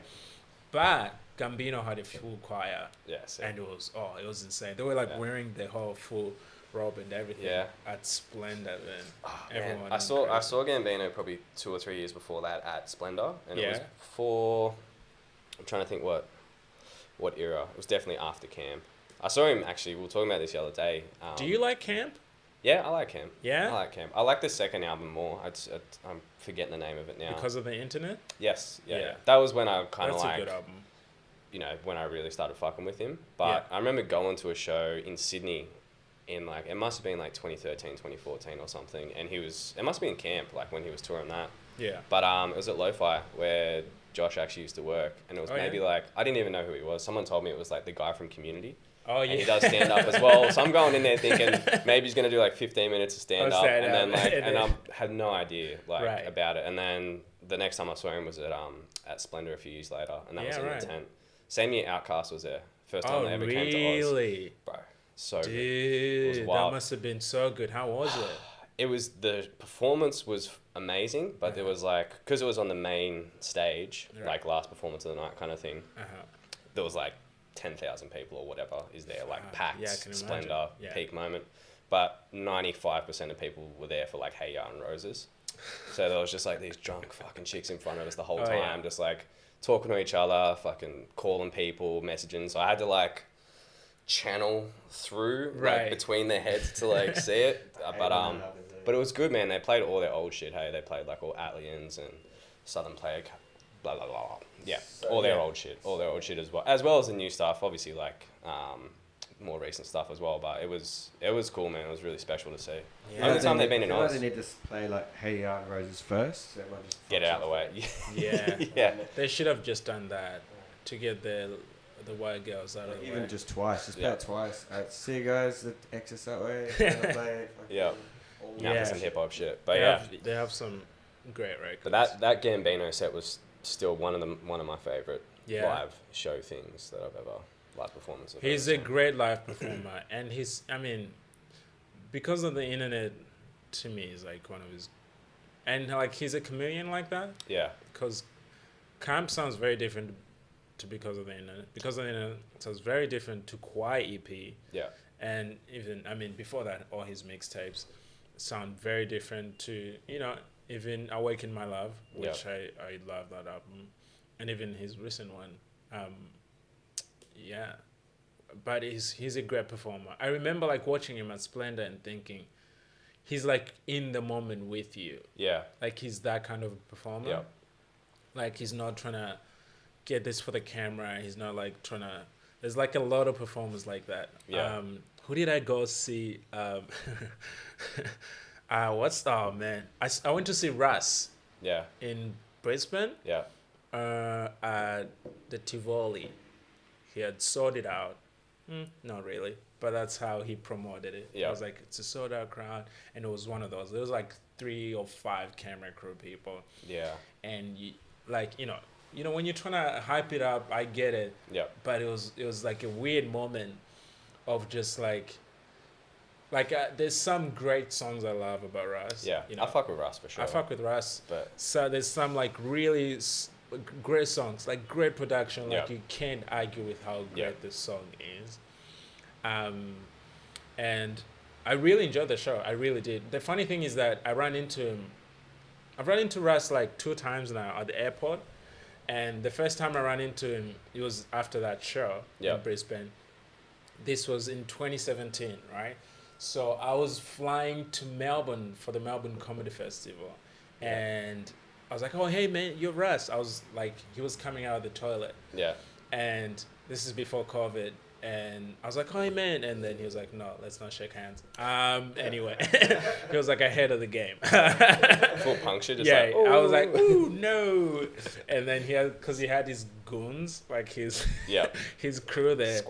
His squad. Yeah. You got to bring the squad, bro. You can't see it, but I got my squad out. Is he short? I imagine he's quite short. My squad is outside the door. They can't see it. Bro, they're real. They're real. Don't fuck with me. Ollie rolls deep. Don't get it twisted. Don't get it twisted, bro. And I was like, oh, can I take a photo of this if you're not going to shake my hand? And he's like, yeah, sure. And then like one of his crew goes, oh, yeah, I'll take a photo of you. And then we were on the same flight. Yeah. Like we were on that same flight going to Melbourne, and I was like, oh, I saw your show last night. He's like, oh, are you coming to see me again tonight? I'm like, no, I'm not that kind of a fan. I don't have that much money, disposable income. Like people do that. Yeah, people really do that. Yeah. It's like, how much disposable income do you have to fly to a different city to see the same person you saw last night? That's wild. That's like real fandom right there. But Yeah. He's a bender, yeah. Yeah. You know what really makes me fuck with him is that he rolls with his mom. Yeah, right. Yeah, like every tour, like everywhere. And Yeah. that kid, I told you I ran into him twice. The second time, so the first time I was on a Virgin flight. The second time I was on a Qantas flight. So we're both upgrading. Yeah. We're both like Levels. We're doing levels, to this. bro. There's levels to this, and I'm on your level. The ascension. I'm on Russ level. Don't get it twisted. It's such a personal name too. Hey, Russ. It's like Yeah. first name basis. Yeah, on the first name basis. Yeah. Did you shake hands the second time? We didn't shake hands the second time Maybe it's because just he his had thing. even like way too many people. But I did notice his mom there, and it was crazy, man. Like, it was crazy, his mom being there, Yeah. and I was like, oh yeah, that's a real dude, because Yeah. regardless of how you think he promotes his music or how his music travels, Yeah. he's a good person. Yeah. I can tell from a distance that he's a good person, and I fuck with his music. Some of it, not all of it. Yeah. There's a few that you hit, You like skip on, but little skip. get to. But like, it's that formula though of like, Yeah. let's just keep making. Well, yeah, he was prolific for his blow up. I remember seeing an interview with him a while ago, and he was just talking about like he literally dropped a song every day for like fucking 3 years, and then one popped on and then, SoundCloud every day. Yeah. That's insane. Yeah. Like, imagine about that, like, work ethic. You know how long it takes to like put a song together. Yeah. Yes, I do. Yeah, and to produce and like Yeah, the to whole produce, mix mix, it, master. engineer, Yeah, it's wild. master, all that shit. That's wild. wild, bro. That's wild. But yeah, man, crazy shit. Yeah, but no, he's cool. He rolls with his mom and his guns. Yeah. I mean, like, I was at the Comedy Store, right, not too long ago, and this is like kind of like a story of people with their guns. Like, you can't get close to them. Yeah. There's people that are like on that level, which is like, I was opening for Tiffany Haddish. I was part of the lineup that was opening for Tiffany Haddish. I should say that. There was a bunch of other comics doing it as well, but because Tiffany was promoting this like cartoon film with Kevin Hart. Like, everyone kind of knew Kevin Hart was gonna be around. Yeah. But like, we didn't know. So I performed, and like, I meet Tiffany in the green room briefly, and they kick us out of there because they'd be fancy like that. So we go sit in like a section in the Comedy Store, and I see this short dude like rolling in with like a Rolex and like with like a hoodie on. Yeah. And I'm like, who's that short dude? And then I look in the two big ass bodyguards that are around him. I'm like, oh fuck, that's Kevin Hart. Yeah. Right? The Red Cup boys. Yeah, the Red Cup boys. Yeah, they're the Cup goods. boys. The Plastic Cup boys. That's Yeah. what they call it. Yeah, those dudes. And he came like sat in front of us, like right there. And I could have tapped him on the shoulder, but hey, dude, what's up? What's happening? I was sitting with my best friend, and like another friend of mine, and we were just losing our shit. It was like, what if he's gonna go on stage? Yeah. What if I was about to go on stage, and I was kind of keeping low key, like, I'm calm. I'm like, yeah, I'm chill. But I was like, oh shit, he's right there. He's right there. Yeah.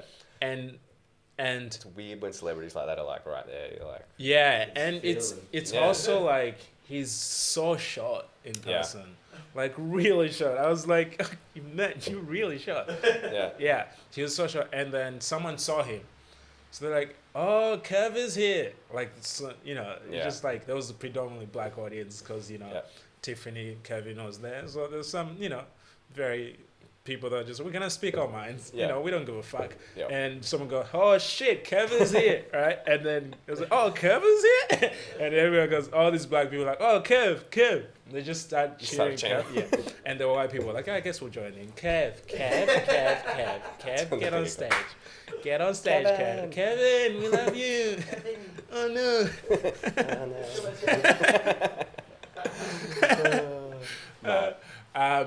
And then so he goes on stage and does like 5 minutes, killed it. Yeah. So funny. And yeah, he was just there, just chilling, man. Yeah. Yeah. Yeah. It's wild. That Was movie wild. sucked though, didn't it? Oh, they did. High school? Is it high school? Something high school? Yeah. It did suck. Yeah, he was like the one. It was in his documentary. It's like it didn't do that well. Or everyone It didn't do that well, I but he didn't- doesn't care. Yeah. It's also like he doesn't care. Yeah. Because he makes it for the people. You haven't seen it? No, I'm just talking shit because I've seen people hate it. Have you seen the documentary? Yeah, I've seen the documentary. It's weird, man. He's like, I love that. he's a weird, famous person where he can never lose.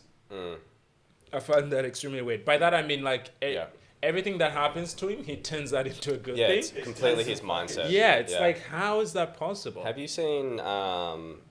It's fucking nut. He was on the Joe Rogan Experience like a couple of days ago. Oh yeah. Within 10 hours, I remember seeing. This was just on YouTube. It had over 1.2 million views. Really? In 10 hours. So fuck knows where it's at now. But Man. it is one of like the most. Like you watch it and you just want to go do You're something. hyped up. Yeah, it's one of the most inspirational, but like reassuring, but I don't know. It's really good, man. Like it's worth checking out. He had that car accident. It was only 8 months ago. Yeah. Did you talk about that? Yeah. Because he doesn't talk about it in the documentary. Went in depth on it, man. Says like he fractured basically like that much of his spine, like that part of it, and the fact that he was in such good physical condition beforehand is the only reason that he's not a paraplegic. But he had to relearn to walk. He couldn't feed himself, couldn't wipe his ass. Like it was pretty. He was down and out, man. Yeah. It's really it's worth checking out. Yeah, but, I might look at it because I think I started it and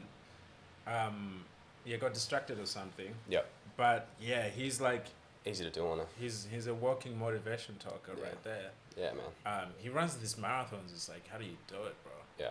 Yeah, he's an athlete. He has a body of an athlete, but he's a comedian. Yeah. It's just an overachiever. Yeah. It's making us look bad out here. Fucking hell. Get in the gym, bro. I'm not. I can't. It's rich coming from me. Yeah. Are you in the gym? Are you gymming? Not at the moment, dude. I've just started running again, and I'm like, I turned 30 recently, like back in March. So I'm like, for physical prime of my life, allegedly. Yeah. So I was like, I got to actually start doing something working towards that. Yeah, but right. Dude, how tired I get for such a small distance of. Running's a very rich word to describe what I'm doing at the moment. It's kind of like interval training, but just with like jogging and walking. That's good. Yeah. You gotta get out of the house, especially now with COVID and everything. How did you celebrate your birthday with COVID, bro? I was in Japan actually. Oh yeah. So yeah, I was snowboarding over there at the time, which was fucking awesome. But man, it was really cool. Yeah, it was really, really sick. Yeah. The day before I turned 30, I went and hiked like to the summit of the mountain that we were riding, and just went and had a little fucking moment up there to myself, and kind of thought about the last 10 years and everything. And then on the birthday itself, it was a pretty good crew of us. There was 5 of us over there, and we just went and snowboarded all day, and then went for a few drinks that night. It had started shutting down. Like a lot of the bars had like barely no one in them and all that kind of stuff. So. It was more just when I had a nice dinner and everything, but it was good, man. It was more that entire trip was kind of for my 30th as well, so it was pretty for me anyway. That's dope, man. But yeah, it was good. It's exciting. Good. Yeah, it was pretty special. I'm very glad that I did that. I had no idea that this was going to happen. Obviously. Yeah, you had no idea there was COVID. I'm glad that it was a very last minute trip too. I kind of only pulled the pin on it like 3 weeks before. My friends were already gone, and then I jumped on. So, but yeah, man, it was good. I'd love to go to Japan. It would be nice once we can start traveling. Yeah, and all that it's stuff. Awesome country, man. Can't recommend it enough. Yeah.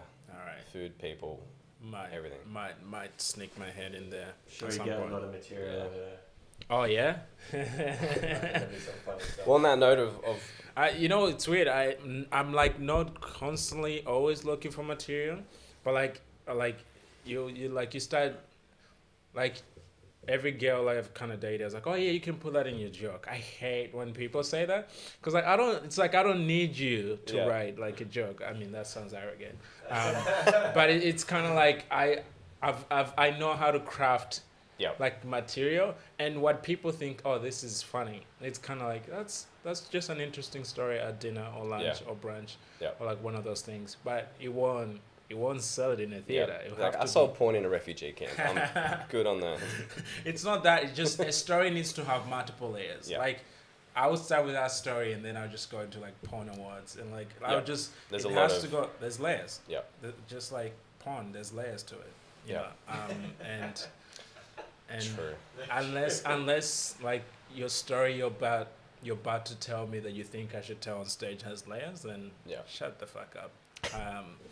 I'll take it from here. Are you writing much at the moment? Have you got like, I guess once once COVID kind of eases off, like what's your game plan now? Have you got some new material that you've been? I've been crafting kind of in like this time, blocked creatively because of what's happening. Yeah. I mean, this week particularly because I was like meant to be doing some more writing, but I'm trying to rewrite some of my play Yeah. to bring it back next year. Yep. We're kind of in conversation, so I'm not really touching that. Yep. I'm trying to work on like a new, not like an entirely new show, but like new jokes. Yep. At least with like a new, fresh outlook. Yep. Of the comedy show at Melbourne Comedy Festival, and I want it to be fresh, and I can feel that. I think it can be fresh. So I'm constantly working on that and just trying to pitch ideas of like working from home. Yeah. Like I wrote a piece on Kanye West recently for the Bragg magazine, Yeah. right? Which was pretty cool. So I like doing stuff like that. So if I can like just write like an op-ed piece or like Yeah. and get paid for that, that Yep. would be good because that I can just do that from home. Yeah. Yeah. In the meantime, while we wait to like. It's cool that you got a few lanes as Yeah. well, that you're not just Yeah. reliant on just performing live. just as well. performing. Yeah, that would be Be tough. dumb. Yeah. Yeah, but yeah, I love writing. So like any moment I get to write for like Yeah. a magazine or like Yeah. a website or blog or any of that. Yeah. I'll get my hands on that. Nice, man. Yeah. I think we're at least one camera down at this point, so we might two. Fuck Oh, yeah. Oh, two cameras That's are the done. 2-star. Oh. This has only happened a few. We've had one other one where all cameras went down, so then we had to set a phone up. Oh, really? And then layer that in there. So that was. Yeah. But yeah, Thanks you're for coming in through, the upper brother. echelon, man. No problem, man. For the people at home, what's the best place to find Oliver Twist? How can people Plug your follow you? dates. There's a website. You need a password. OnlyFans. Link in bio. OnlyFans link in bio. I am at Oliver E Twist on Instagram and Twitter. Yep. That's where I'm We'll throw that in there. mainly there. Yep. But yeah, come see me live at some point. But yeah, follow me on the platforms, and I'll be posting about dates and what I'm up to. I'm always up to something. Yeah. Beautiful. Awesome, man. Well, thank you for coming through. It's been a Easy pleasure. as. Yeah, it's been a pleasure, bro. Thanks for having me. We'll see you soon. Nice. Yeah. Booyah. Boy, out. See you soon. See you now. Peace. See you now. Hungry, man. Yeah? Yeah. I could eat. It's all that jogging I've been doing. Intermediate jogging. No, it's real. I believe you. Low intensity interval training.